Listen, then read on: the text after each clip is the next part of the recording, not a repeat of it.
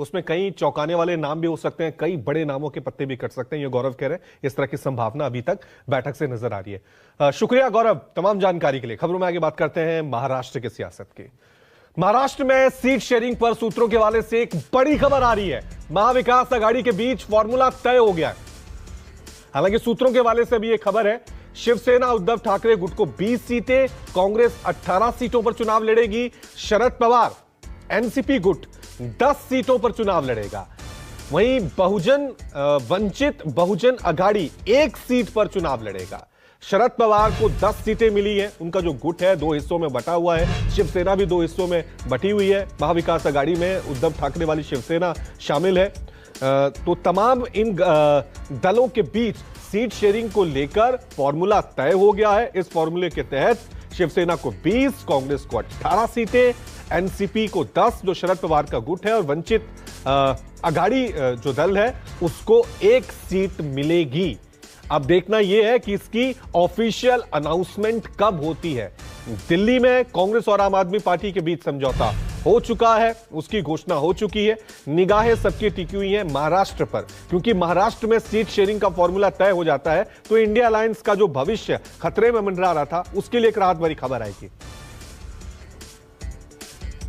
चलिए इस खबर पर और जरा जानकारी के लिए सीधा रुक करते हैं मेरे वरिष्ठ सहयोगी विनोद जगदाले का। विनोद, जरा बताएं, यह फॉर्मूला तय किया गया है, कांग्रेस को थोड़ी कम सीटें मिली है या बड़ी माथापच्ची करनी पड़ी है?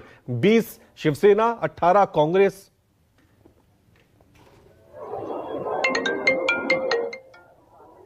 देखिए, सूत्रों के हवाले से जो खबर आज सामने आई है, तो सीट शेयरिंग का फॉर्मूला कल शरद पवार के घर पर नाना पटोले गए थे, तब वहां पर सीट शेयरिंग का फॉर्मूला तय किया गया है। आने वाले 2 से 3 दिनों में इसकी घोषणा वहां पर होने वाली है। जो फॉर्मूला सामने निकल कर आया है वो उस फॉर्मूले के तहत 20 सीटों पर शिवसेना यूबीटी, शिवसेना उद्धव बालासाहेब ठाकरे पार्टी वो लड़ेगी। 18 सीटों पर जो है कांग्रेस पार्टी, और 10 सीटों पर वहां पर शरद पवार की जो पार्टी है एनसीपी वो वहां पर लड़ने वाली है। देखिए, उद्धव ठाकरे को भले ही 20 सीट मिली हो, लेकिन उद्धव ठाकरे इसमें से 2 सीट जो है वंचित के लिए छोड़ने के लिए तैयार है।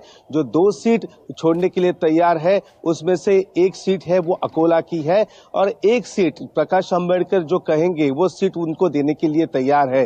बताया जाता है कि दक्षिण मध्य मुंबई ये सीट वहां पर मांग सकते हैं प्रकाश अंबेडकर, वो सीट उन्हें मिल सकती है। और 1 सीट उद्धव ठाकरे के कोटे से राजू शेट्टी को छोड़ी जा सकती है। यानी कुल मिलाकर उद्धव ठाकरे के हाथों में यहाँ पर 17 सीट जो है 17 सीट आते हुए वहां पर नजर आ रही है।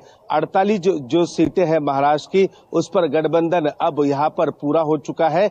लेकिन अब फॉर्मूला तय हो चुका है, फॉर्मूला तय हो चुका है, लेकिन हो सकता है कुछ बड़े दल कुछ छोटे दलों को अपनी सीटें डाइवर्ट कर दे। 20 शिवसेना को दी गई, 18 कांग्रेस को, 10 एनसीपी को।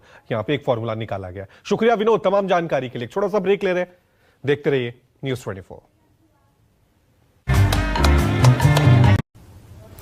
और अब संदेश खाली का गुनहगार शाहजहां शेख गिरफ्तार। जी हां, ये वो चेहरा है जिस पर जघन्य अपराध का आरोप है। इस चेहरे ने संदेश खाली को देश ही नहीं दुनिया भर में पहचान दिला दी।